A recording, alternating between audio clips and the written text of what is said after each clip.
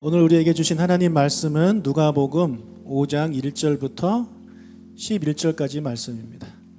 누가복음 5장 1절에서 11절. 우리 제목 같이 읽겠습니다. 다시 한번 시작. 예수님의 말씀에 순종하면 놀라운 일이 일어난다. 아멘. 이 제목으로 말씀 전하겠습니다. 자, 어느 날과 같이 마찬가지로 그날도 예수님에게로 수많은 무리들이 이제 몰려왔습니다. 누가복음 5장 1절부터 2절까지 읽겠습니다. 무리가 몰려와서 하나님의 말씀을 들을새 예수는 게네사렛 호숫가에 서서 호숫가에 배 두 척이 있는 것을 보시니 어부들은 배에서 나와서 그물을 씻는지라. 자, 이 사람들이 말씀을 들으러 온 건 아니죠. 우리 복음서를 쭉 읽어보면 이해할 수 있어요. 이 사람들은 말씀 들으러 온 게 아니라 예수님으로부터 뭔가 얻기 위해서 병고침을 받는다든지 뭐 귀신을 쫓아낸다든지 뭐 때로는 먹을 것을 먹기 위해서 그렇게 따라다녔던 사람들입니다. 자, 이 사람들이 말씀을 들으러 온 것은 아니지만 예수님은 그들을 앉혀놓고 하나님 말씀을 가르칩니다. 예수님의 사역 전하고 가르치고 치유하는 사역을 하셨는데 이 중에 전하고 가르치는 것은 본질적인 사역이고 치유하는 사역은 비본질적인 사역으로서 첫 번째, 두 번째 사역을 위해서 했던 거라고 지난주에 말씀을 드렸습니다. 기억하시죠? 그래서 예수님은요, 이들에게 본질 사역 중에 하나인 이 가르치는 사역을 하십니다. 장소가 어디냐면 게네사렛 호수입니다. 게네사렛 호수. 자, 게네사렛 호수의 다른 이름은 갈릴리 호수입니다. 갈릴리 호수의 또 다른 이름은 긴네렛 호수입니다. 갈릴리 호수는 이름이 세 개입니다. 때로는 갈릴리 바다라고도 불리는데 그러면 왜 바다냐? 자, 이스라엘 이 고대 이스라엘어에 보면 바다와 호수의 구분이 없습니다. 물이 많이 있으면 바다입니다. 그래서 갈릴리 바다 이렇게 표현을 하고 있는 것이죠. 자, 예수님이 갈릴리 호수로 가신 이유가 있었습니다.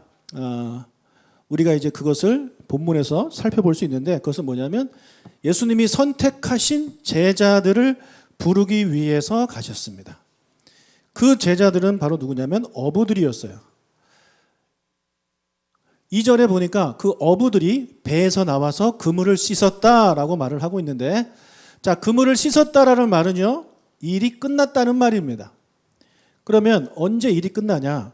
우리는 보통 저녁에 일이 끝나지만 어부들은 아침에 일이 끝납니다. 밤새 일을 하고 이제 그물을 정리하고 씻고 있는 것입니다.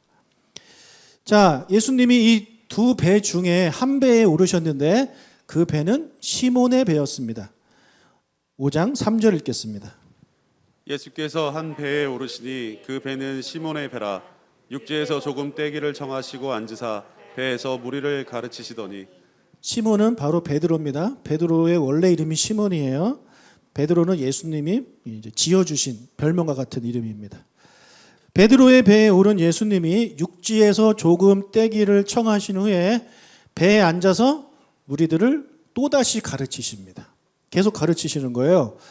자, 잠시 과학 시간으로 돌아가겠습니다. 여러분 해륙풍이라고 아실 텐데 해풍, 우리 그림을 좀 보여주시죠. 해풍은 바다에서 육지로 부는 바람이고 육풍은 육지에서 바다로 부는 바람입니다. 자, 낮 동안에는요 해풍이 불어요. 그리고 저녁에는 밤에는 반대로 육풍이 붑니다. 자, 이것은 이제 과학 시간에 우리 배운 겁니다. 자, 지금 낮이에요. 지금 낮이죠? 그러면 바다 쪽에서 육지 쪽으로 부는 겁니다. 자, 예수님이 지금 바다에 가셔서 배에 앉아서 바닷가를 보시면서 말씀을 전하셨어요. 그러면 이 해풍의 방향대로 앉으신 거죠? 여러분이 이제 사람들로 제 예수님이에요. 이 뒤가 아니죠. 제가 배를 탔으니까 여기가 지금 갈릴리 호수입니다. 제가 여기 앉아서 여러분한테 설교를 하고 있는 거예요. 왜 그렇게 하셨느냐? 자, 수많은 사람들이 모였는데 그 당시에 마이크, 뭐 스피커 이런 거 없지 않습니까? 그러니까 최대한 많은 사람이 듣게 하시기 위해서 예수님이 이 자연 현상을 이용하시는 겁니다. 그래서 예수님 말씀이 바람을 타고 해풍을 타고 이렇게 전달돼서 저 뒤에까지 들릴 수 있도록 최대한 이용을 하신 거예요. 자, 그러면 저녁에는 반대가 돼야 되겠죠? 반대로 예수님이 육지 쪽에 계시고 사람들은 이쪽 해변 쪽으로 앉아야 되는 것입니다. 자, 그 예가 가장 대표적인 예가 산상설교예요. 산상설교. 자, 산상설교의 본문인 마태복음 5장부터 보면 시간적 배경이 정확하게 나오지 않아요. 뭐 어두웠다 이런 표현은 없지만 그 내용을 통해서 우리가 조금 힌트를 얻을 수가 있습니다. 마태복음 5장 14절과 15절을 읽겠습니다. 너희는 세상의 빛이라. 산 위에 있는 동네가 숨겨지지 못할 것이요 사람이 등불을 켜서 말 아래에 두지 아니하고 등경 위에 두나니 이러므로 집안의 모든 사람에게 비치느니라. 자, 예수님이 산에 올라가셨어요. 산상설교입니다. 그래서 사람들을 가르치는데 예수님은 산 위쪽에 계시고 사람들이 밑에 앉아 있는 것입니다. 해풍이 불면 안 되죠. 육풍이 불어야 돼요. 즉 저녁이 되어야 되는 거예요. 예수님이 가르치시고 뭐 어떤 사역 병 고치고 하다 보면 저녁이 됐던 적이 많이 있습니다. 아침부터 저녁까지 되시는 거죠. 그래서 오병이어의 기적이 일어났을 때도 그때가 저녁 때였어요. 사람들 저녁 뭐 배고픈 그때란 말이에요. 자, 지금 예수님의 말씀을 보세요. 너희는 세상의 빛이라. 산 위에 있는 동네가 숨겨지지 아니할 것이고 사람이 등불을 켜서 말 아래 두지 않고 등경 위에 두나니 이러므로 집안 모든 사람에게 비친다. 지금 저녁이 됐습니다. 저녁이 돼서 산 밑에 있는 집들 중에 불이 하나씩 켜지는 거예요. 그것을 보면서 예수님이 사람들한테 가르치는 거예요. 얘들아, 저 집을 봐라. 저 집들을, 산 밑에 집들을 봐라. 불이 계속 켜지고 있지? 저 불을 사람들이 말 아래 두지 아니하고 등경 위에 둔단다. 그래야 집안을 비칠 수 있단다. 이와 같이 너희는 세상의 빛으로서 세상을 비춰야 된다. 라는 말씀을 하시는 거예요. 여러분, 이 말씀을 예수님이 한낮에 하실 이유가 없습니다. 저녁에 어두워질 때에 육풍이 불 때에 이 현상을 다 이용하시면서 예수님이 설교를 하시는 거예요. 예수님의 설교를 보면 예수님은 그런 시청각 자료들을 많이 이용하시는데 이 자연을 많이 이용하세요. 들에 핀 꽃 같은 거 갖고 이렇게 말씀하시기도 하고 그런 식으로 하셨기 때문에 아마 이 산상수훈도 이 말씀으로 비추어 봤을 때 저녁에 하셨을 것이라고 많은 사람들이 그렇게 생각을 합니다. 저도 그렇게 생각해요. 왜, 재밌지 않습니까? 재미없군요. 저는 재밌었는데. 제가 갈릴리에 갔을 때 선교사님, 그 가이드 선교사님이 이 이야기를 쫙 해주셨어요. 근데 그 얘기를 갈릴리에서 들으면서 진짜 그 바람을 맞으면서 말씀을 들으니까 이게 막 와닿는 거예요. 근데 제가 설명을 잘 못해서 여러분 별 감동이 없으신 것 같은데 예수님은요 이렇게 좀 지혜롭게 사역을 잘 하셨어요. 우리 나중에 갈릴리 바다 갑시다. 가서 그때 체험을 해보십시오. 자, 예수님이 타신 배가 시몬 베드로의 배였는데 말씀을 이제 가르치신 후에 이제 베드로가 예수님이 베드로한테 말씀하셨어요. 깊은 곳에 가서 그물을 던져서 고기를 잡아보세요. 라고 이제 말씀을 하니까 베드로가 대답합니다. 5절과 6절 읽겠습니다. 시몬이 대답하여 이르되 선생님, 우리들이 밤이 새도록 수고하였으되 잡은 것이 없지만은 말씀에 의지하여 내가 그물을 내리리이다 하고 그렇게 하니 고기를 잡는 것이 심이 많아 그물이 찢어지는지라. 자, 베드로는 어부잖아요. 어부니까 물고기 잡는 거는 예수님보다 전문가입니다. 경험도 훨씬 많고 지식도 많아요. 자, 밤새 고기를 잡으려고 노력을 했는데 하나도 잡지 못했어요. 여러분, 밤에 물고기를 못 잡았는데 아침에 물고기를 어떻게 잡습니까? 더 어려운 거예요. 불가능한 거예요. 그것을 시몬 베드로는 알았어요. 그러나 내 그런 지식과 나의 경험과 전혀 맞지 않지만 그래도 말씀에 의지해서 내가 그물을 내리겠습니다 라고 말을 합니다. 여러분, 베드로가 여기서 말을 하고 있는 말씀에 의지하고 도대체 어떤 말씀일까요? 도대체 어떤 말씀을 들었길래 말씀에 의지하여 그물을 던질까요? 어떤 말씀일 것 같아요? 여러분, 예수님이 서로 사랑해라, 원수를 사랑해라 해놓고 그물 던지라고 그랬을 때 말씀에 의지해서 던지겠습니다. 뭔가 안 맞잖아요. 그렇죠? 지금 예수님은 베드로한테 순종을 요구하고 있습니다. 따라서 우리는 추측할 수 있어요. 예수님이 가르치신 것은 순종에 대한 말씀이었겠구나라고 우리가 이제 추측을 할 수 있는 것입니다. 지금 베드로가 어디에 있냐면 배에 있습니다. 자기의 배에. 지금 예수님 거기에 앉아 계세요. 그러니까 지금 여러분이 군중이라면 이게 배고 여기에 베드로가 있는 거예요.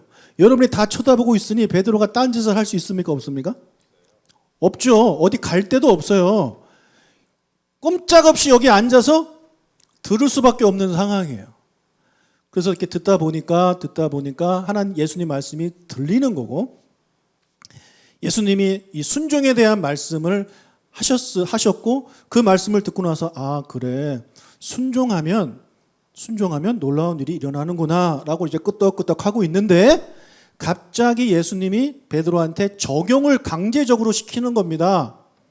베드로야 깊은 곳에 가서 그물을 던져서 물고기를 잡아라. 그래서 방금 들은 말씀이 있기 때문에 베드로가 그 말씀의 은혜를 받고 순종한 거예요. 예. 바로 적용한 것입니다. 여러분, 믿음은 들음에서 나요. 믿음은 들음에서 나요. 하지만 그 믿음이 자라는 것은 무엇을 통해서 가능하다고 말씀드렸습니까? 순종입니다. 순종할 때 믿음이 자라는 거예요. 듣는다고 믿음이 계속 자라는 것이 아닙니다. 믿음이 생기지만 거기에서 머물러 있어요. 순종하지 않으면. 그러나 주의 말씀 듣고 순종을 하다 보면 믿음이 자라게 되는 것입니다. 여러분, 지금 자신의 경험과 지식을 다 내려놓은 거예요, 지금 베드로는. 자기 지식에 의하면 경험에 의하면 말도 안 되는 명령이에요. 아이, 그런다고 됩니까? 말도 안 됩니다라고 말할 수 있지만 자기보다 이 업에 대한 지식이 없는 분이지만 말씀에 순종해서 던집니다. 그랬더니 놀라운 일이 일어나죠. 그물이 찢어질 정도로 물고기가 많이 잡혔습니다. 그래서 자기 혼자 힘으로 안 되니까 다른 배에 있는 동무들에게 도움을 청해서 함께 겨우겨우 끌어올려서 두 배에 가득 채웠고 얼마나 많은지 배가 가라앉을 정도였습니다. 이때 도움을 청한 사람이 누구냐면 야고보와 요한입니다. 베드로가 야고보와 요한한테 도움을 청했어요. 여러분, 베드로, 야고보, 요한은 어떤 사람이라고 제가 지난주에 말씀드렸나요? 예수님의 핵심 제자들입니다. 12명 중에서 핵심 제자들입니다. 왜 이 세 사람이 핵심 제자들이 됐을까요? 이것을 경험했기 때문에 그렇습니다. 여러분, 다른 제자들은 예수님이 어떤 말씀을 하셨을 때 놀라워요. 어떻게 하셨지? 이러면서 이제 제자가 되신 사람도 있고 그냥 와라 했을 때 따라가서 제자 된 사람들이 있어요. 그 제자들 12명의 제자들 중에 유일하게 이 3명은요. 예수님의 명령에 순종함으로 말도 안 되는 일에 순종함으로 기적을 경험했기 때문에 이 사람들은 예수님의 핵심 제자 3명이 될 수 있었던 것입니다. 예. 여러분, 순종하면 믿음이 자라요. 특히 말도 안 되는 말씀에 순종했을 때 믿음이 자라는 거예요. 여러분, 만약에 말이 되는 말씀에 순종한다고 가정을 해보세요. 말이 되는 거에 순종했어요. 그럼 나중에 어떤 생각이 들 수 있냐면 그건 내가 순종해서가 아니라 하나님 말씀 순종해서가 아니라 세상에서도 그렇게 말을 하는 거고 내가 열심히 하다 보니까 된 거지. 이렇게 오해할 수 있어요. 그러나 정말 말이 안 되는 거 있잖아요. 정말 말이 안 되는 거. 근데 그것을 순종했을 때 놀라운 일이 일어나면 이거는 하나님이 하셨다라고 말할 수밖에 없는 일들이 일어나게 되는 겁니다. 여러분, 그런 것들을 경험하신 분들은요, 믿음이 팍 자랍니다. 신앙 상담을 하다 보면 목사님 저는 왜 믿음이 안 자랄까요? 라고 물어보시는 분들이 계세요. 그래서 그분들은 성경 공부를 더 하면 될까요? 뭐 기도를 더 하면 될까요? 예배를 열심히 참석하면 될까요? 뭐 이렇게 생각들 하시지만 아니요. 순종해야 돼요. 순종하지 않으면 절대 여러분 믿음이 자라지 않아요. 그 자리에 머물러 있어요. 모태 신앙인 사람들이 모태 신앙 중에 왜 믿음이 안 자라냐? 그냥 믿기만 하는 거예요. 그냥 듣기만 하는 거예요. 행동하지 않으니까. 그래서 맨날 그 자리에 머물러 있는 거예요. 초등학교, 중학교, 뭐 고등학교 그 신앙 수준에 머물러 있는 겁니다. 그러나 오래 다녔으니 직분도 받고 뭐 그러다가 뭐 이렇게 은퇴하는 거죠. 그러나 예수 믿은 지 별로 안 된 사람들이지만 아는 것도 없고 지식도 없고 예수님이 제자가 12명인지 3명인지 4명인지도 모르는 사람인데 그냥 그날 들은 말씀 가지고 하나하나 실천해 봤을 때 그런 것들이 막 이렇게 이루어지는 것을 보면서 믿음이 막 자라는 거예요. 그래서 그런 거 보면서 오랜 신앙생활 하시는 분들이 부럽죠. 와, 하나님은 왜 저 사람 기도는 들어주고 내 기도는 안 들어주고. 행동에 옮기지 않으니까. 죄송합니다. 여러분이 아니라 믿음이 안 자라신 분들은 행동에 옮기지 않으니까 믿음이 자라지 않는 거예요. 그러나 이 베드로, 야고보, 요한은 이 놀라운 일, 말도 안 되는 일을 경험했습니다. 이것을 가지고 그들의 믿음이 확 자라서 예수님의 핵심 제자가 된 거예요. 자, 여러분도 순종함으로 믿음이 자라고 예수님의 핵심 제자가 되시길 주님의 이름으로 축복합니다. 아멘. 이 일을 통해 베드로, 야고보, 요한이 놀랐어요. 당연히 놀랐겠죠. 그리고 베드로가 다음과 같이 고백합니다. 5장 8절에서 10절 상반절입니다. 시몬 베드로가 이를 보고 예수의 무릎 아래에 엎드려 이르되 주여 나를 떠나소서 나는 죄인이로소이다 하니 이는 자기 및 자기와 함께 있는 모든 사람이 고기 잡힌 것으로 말미암아 놀라고 세베대의 아들로서 시몬의 동업자인 야고보와 요한도 놀랐습니다. 자, 시몬 베드로가 놀랐어요. 야고보, 요한도 놀랐어요. 그러나 베드로의 고백은요, 베드로의 행동 반응은요, 놀람에서 끝나지 않습니다. 그는 예수님의 무릎 앞에 와서 엎드립니다. 엎드렸다는 얘기는 경배한다는 얘기예요. 예. 그리고 뭐라 그래요? 주여라고 부릅니다. 그 전에는 선생님이었어요. 말씀을 가르치니까 선생님이죠. 그래서 되게 말씀 잘 가르치는 일타 강사인가 보다 하고 듣고 있었단 말이에요. 근데 이 일을 경험하고 나서 주여라고 호칭이 바뀝니다. 여기서 주여라는 호칭은요, 하나님이라는 뜻을 가지고 있습니다. 지금 베드로는 예수님을 하나님으로 보고 있는 겁니다. 그래서 엎드려 경배하는 거예요. 그리고 하나님이란 뜻을 담긴 주님이라고 부르고 있는 거예요. 그리고 나서 자기를 뭐라 그래요? 나는 죄인입니다. 만약에 그냥 기적을 보고 놀랐다면 이런 반응을 하지 않죠. 여러분, 그 누가 놀라운 기적을 보는데 그 앞에서 막 엎드리고 나는 죄인이에요 이런 반응을 하겠어요? 다른 사람들 그 많은 그 기적들을 봤지만 그 사람들 중에 이렇게 반응한 사람이 없었단 말이에요. 근데 지금 베드로는요, 놀라운 반응을 하고 있는 거예요. 예수님을 하나님으로 바로 알아버려요. 그리고 주님이라고 고백하고 나는 죄인이라고 고백하고 엎드려 경배합니다. 여러분, 진짜 하나님을 만난 사람들은요, 자기가 죄인임을 깨달아요. 내가 얼마나 죄인인지를 깨달아요. 그것을 깨닫기 때문에 나 같은 죄인을 살리신 하나님의 은혜가 감사해서 눈물을 뚝뚝뚝뚝뚝 흘리는 거예요. 그러나 나 예수님 믿어요, 하나님 믿어요 하면서 그런 경험이 하나도 없다면, 한 번도 없다면 그분은 죄송하지만 아직까지 하나님을 만난 것이 아니라고 저는 생각을 합니다. 왜요? 내가 죄인임을 모르거든요, 아직. 진짜 죄인임을 모르거든요. 그래서 진짜 하나님을 만나면 그 거룩하신 하나님 앞에 나는 정말 죄인이구나를 깨닫게 되고, 그런 나 같은 죄인을 구원해 주신 하나님의 은혜에 감사해서 주님 앞에 부르짖으며 울며 기도하는 것입니다. 예. 여러분, 그런 경험들이 다 있으셨기를 바라고, 또 없으신 분은 앞으로 있으시기를 축복하고, 이번에 우리 가게 될 초막적 캠프에서 그런 놀라운 기적의 일들이 일어나기를 저는 간절히 소원합니다. 그 자리에 여러분 함께 하시기를 바랍니다. 지금 베드로는요, 두려워하고 있어요. 자, 5장 10절 하반절과 11절을 읽겠습니다. 예수께서 시몬에게 이르시되 무서워하지 말라 이제 후로는 내가 사람을 취하리라 하시니 그들이 베드로를 육지에 대고 모든 것을 버려두고 예수를 따르니라. 베드로가 왜 지금 무서워하고 있냐면 하나님을 만났기 때문에 그래요. 이스라엘 백성들은요, 하나님을 만나면 죽는다고 생각해요. 실제로 그런 일들이 구약에 많이 있었고, 그러니 내가 지금 하나님을 만났으니 나 같은 죄인은 이제 죽겠구나 해서 예수님한테 나를 떠나달라고 부탁을 하고 있는 거예요. 지금 두려움에 사로잡혀 있습니다. 그런 베드로한테 예수님이 말씀하시는 거예요. 베드로야, 무서워하지 말아라. 무서워하지 말아라. 그러면서 그에게 사명을 주십니다. 뭡니까? 이제 후로는 내가 사람을 취하리라. 사람을 취하리라. 여러분, 지금 누가는 이 취하다라고 번역을 했는데 원래 의미는 이렇게 잡는다라는 의미예요. 잡는다. 그래서 이 잡는다는 것을 마태와 마가는 어떻게 번역을 했습니까? 내가 너희를 사람을 낚는 어부가 되게 할 것이다. 다음 슬라이드 보여주세요. 내가 너희를 사람을 낚는 어부가 되게 할 것이다. 마가복음에서도 내가 너희로 사람을 낚는 어부가 되게 하리라.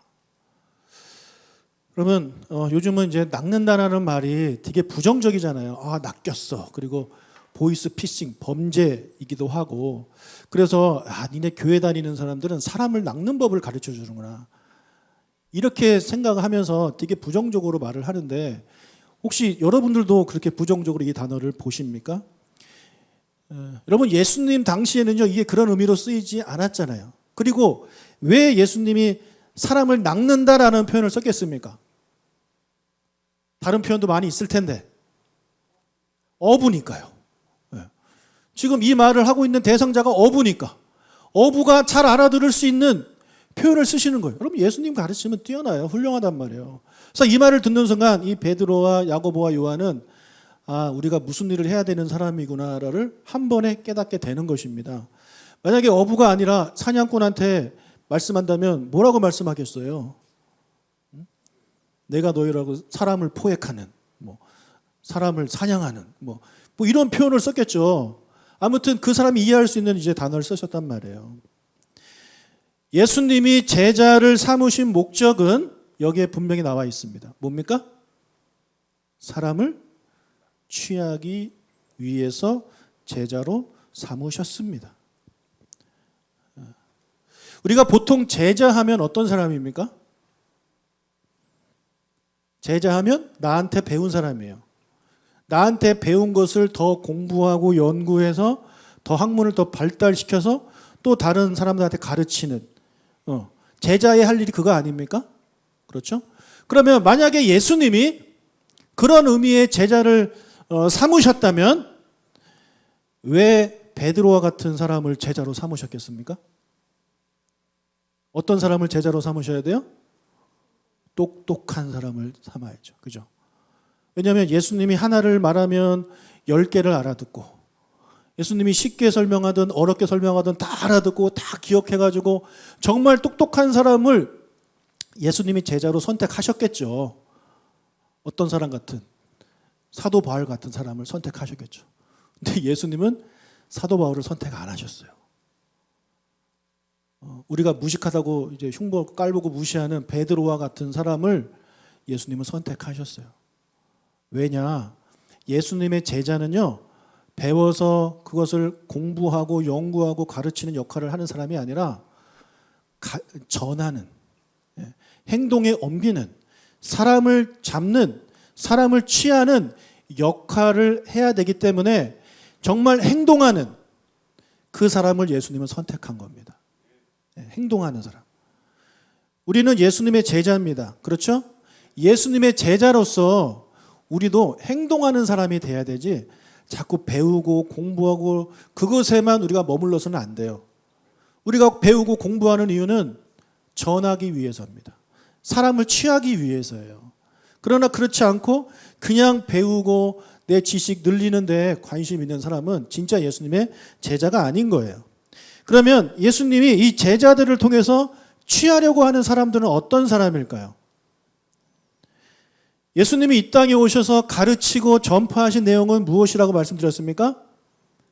하나님의 나라, 하나님의 나라에 대해서 가르치시고 하나님의 나라를 전파하시고 그것을 사람들로 하여금 보게 해주시기 위해서 병을 고치시고 귀신을 쫓아내시고 죽은 자를 살리셨다라고 제가 말씀을 드렸습니다. 예수님이 이 땅에 오신 이유는요, 하나님 나라 확장 때문에 오신 거예요. 그렇다면 여기서 예수님이 제자들을 통해서 취하기를 원하는 사람은 어떤 사람이겠습니까? 이 하나님 나라로 들어올 사람들이에요. 원래 이 사람들은 하나님 나라 안에 있던 사람들인데 하나님 나라 밖으로 쫓겨나간 사람들입니다. 아담과 하와가 이제 창조되었을 때 하나님은 하나님의 형상대로 지으셨잖아요. 예. 그리고 이사야서에 보면 우리를 지으신 이유가 하나님을 찬양하기 위해서 지었다라고 말씀하십니다. 하나님이 아담과 하와를 창조하신 이유는 에덴 동산을 만드시고 관리할 사람이 없어서 직원으로 쓰려고 그들을 뽑은 게 아니에요.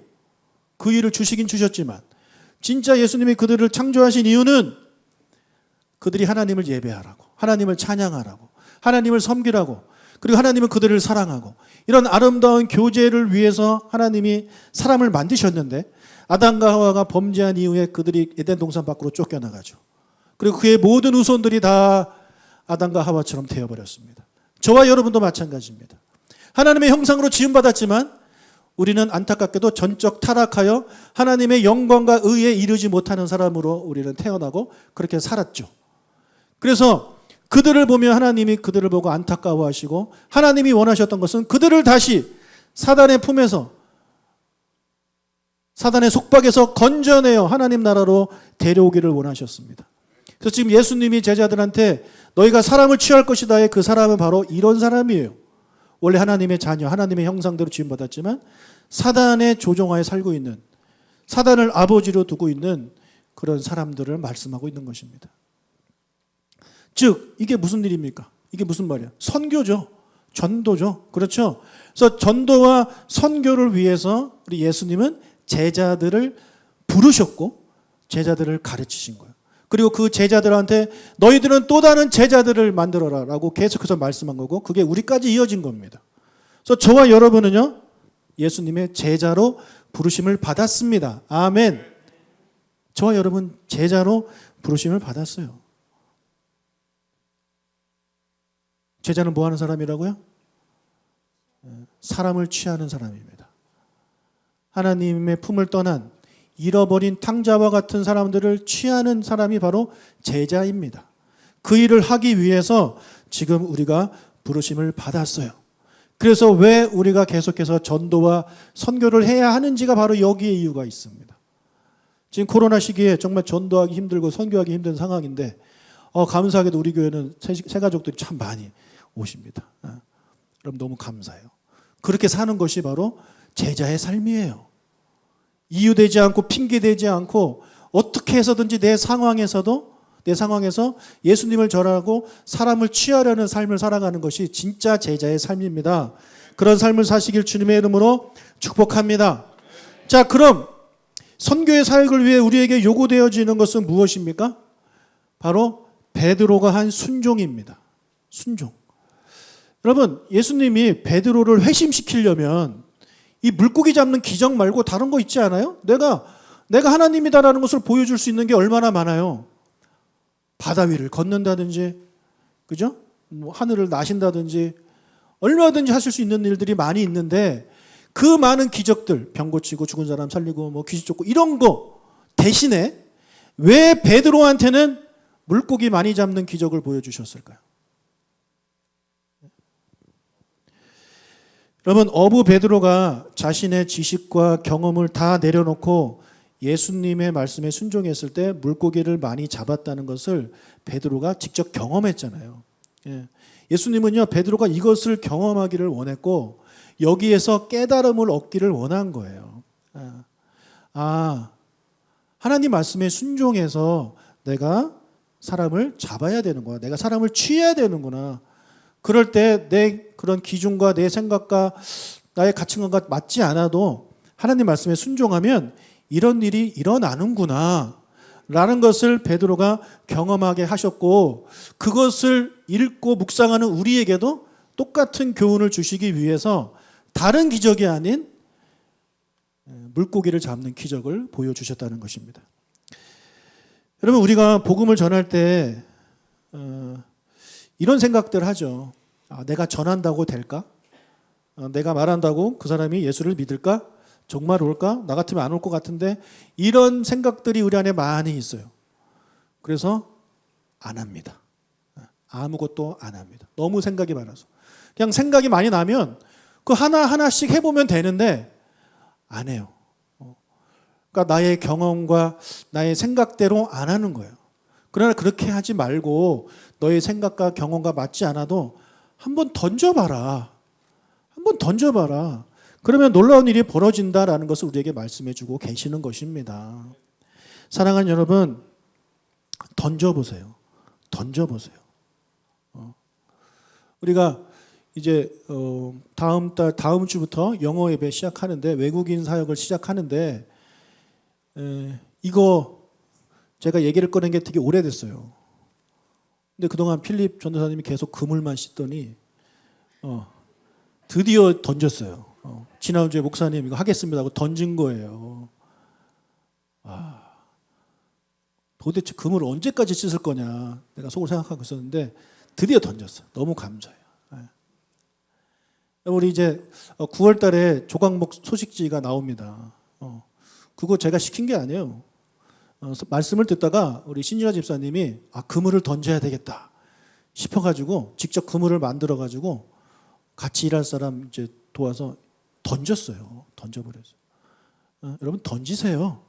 그만 씻고 계속 씻으면 닳기만 합니다. 던지세요. 여기도 던지고 저기도 던지면 되는 거예요. 예. 여러분 던졌을 때 무조건 많이 잡힐까요? 저는 그렇게 생각하지 않아요.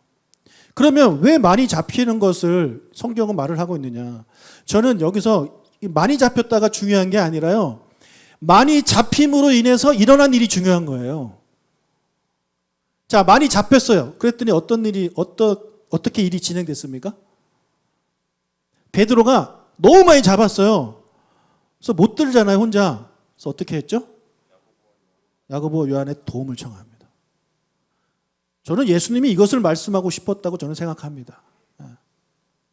내가 예수님 말씀 순종해서 금을 던지면 던질 때마다 막 계속 사람들 몰려오고 막 이렇게 할 것이다. 그렇게 적용하지 마시고요. 정말 힘든 일이에요. 정말 힘든 일이에요. 그러나 내가 던질 때 나 혼자 하려고 하는 것이 아니라 다른 동역자들, 내 주변에 있는 야고보와 요한 같은 사람에게 도움을 청하고 또 여러분들은 옆에서 누군가가 그물을 던졌어요? 그럼 내가 가서 도와줘야 되겠다. 야고보와 요한 같은 사람이 되어주시길 축복합니다. 그러면서 함께 깨달아가는 거예요. 함께. 하나님 말씀 순종했더니 이런 일들이 벌어지는구나라는 것을 나도 깨닫고 함께하는 것 사람도 깨닫는 거예요. 우리 부모님, 우리 아내 되시는 분들 뭐 남편을 위해서 믿지 않는 남편을 위해서 전도한다고 칩시다. 여러분 혼자 하지 마세요. 왜 혼자예요? 누구랑 하면 됩니까? 여러분의 자녀랑 하시면 돼요. 여러분의 자녀 앉혀다 놓고 엄마가 아빠가 교회 갔으면 좋겠는데 너희들이 좀 도와주면 좋겠다. 그럼 아이들이 싫어요 그럽니까? 아니요. 아이들은요 여러분보다 순수해요. 기도하자 그러면 기도합니다. 혼자 하지 마세요. 같이 하세요. 같이. 또 누군가가 혼자 하면서 막 힘들어하고 넘어지려고 그래요? 같이 가서 도와주세요. 그렇게 하라고 예수님이 물고기를 많이 잡게 하셨다고 저는 생각을 해요. 만약에 그물이 한 마리 잡혔으면 뭐 도움을 청하겠습니까? 혼자 주워 올리면 되지. 여러분 예수님이 이 부활하신 후에 제자들을 찾아가시는데 이 물고기 잡는 똑같은 기적을 한 번 더 경험하게 하세요. 자, 예수님이 체포되신 후에 베드로가 예수님을 3번 부인해요.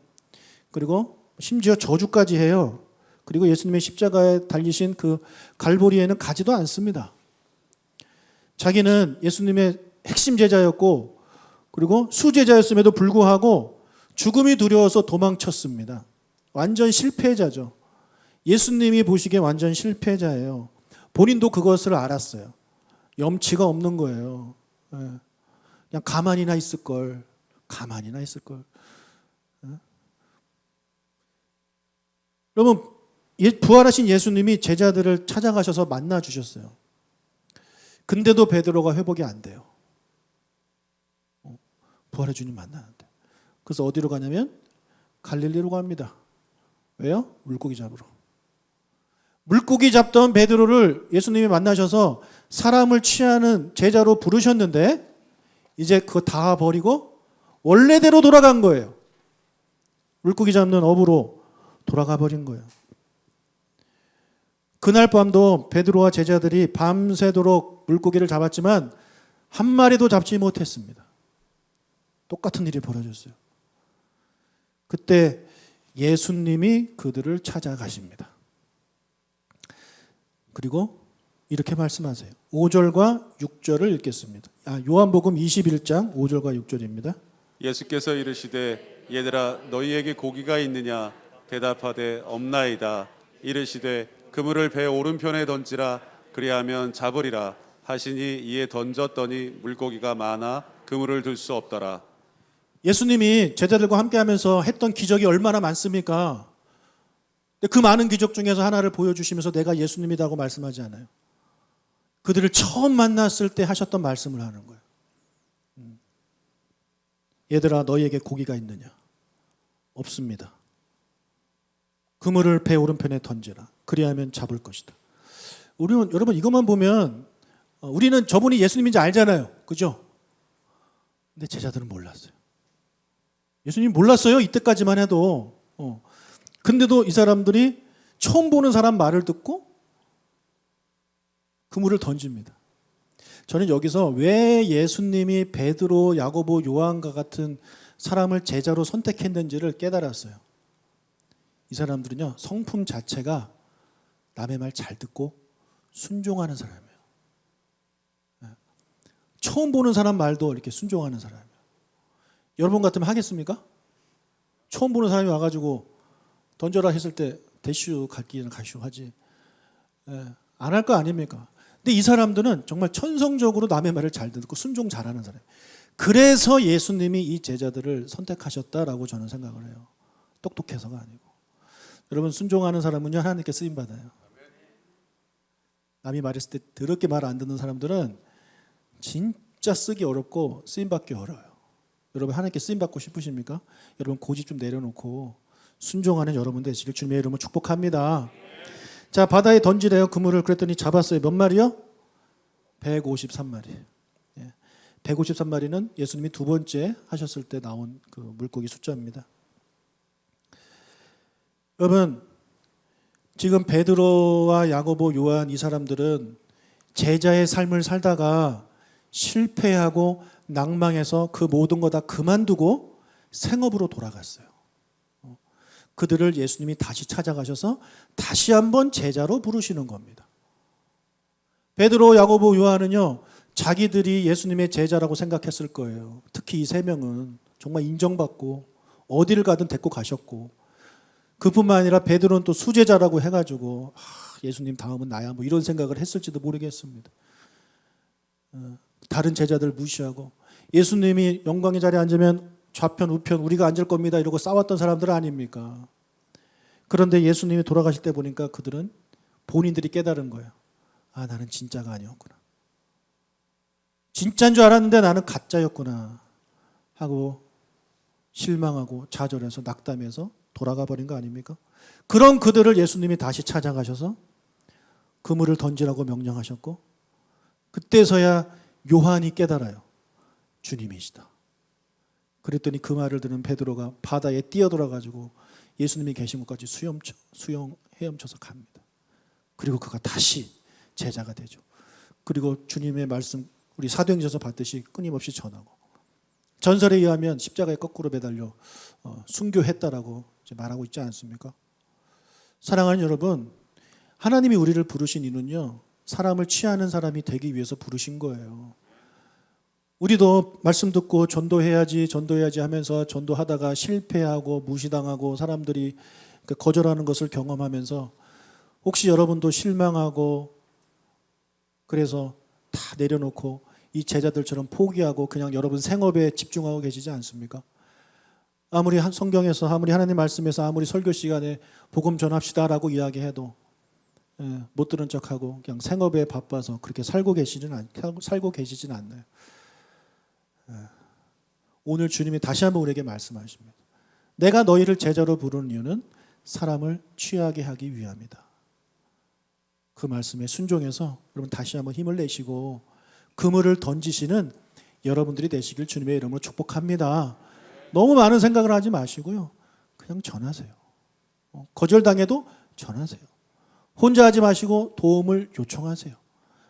남을 도와 함께 하세요. 우리만 하는 게 아니에요. 하나님의 나라에 속한 모든 교회들이 이 일에 동참하고 있어요.